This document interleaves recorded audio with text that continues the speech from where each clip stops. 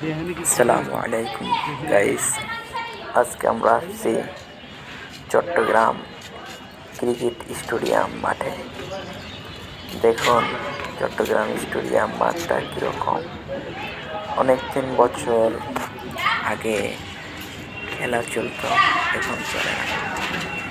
এখানে এখন মানুষে জিম করতেছে। একদম পুরানো, সব কিছু পুরানো হয়ে গেছে বিল্ডিং। এখানে এখন আর খেলা চলে না। কিছু মানুষ এমনি খেলাধুলা করে, সব কিছু অকেজো হয়ে গেছে। আর কয়েকদিন পর মনে হয় বিলুপ্তির পথে গ্রসরিত হবে। একদম পুরান হয়ে গেছে। এই ভিতরের অংশটা দেখুন, জালি দিয়ে ঘেরা, দেখানো যাইতেছে না। স্টেডিয়ামের ভিতরে কিরকম দেখুন,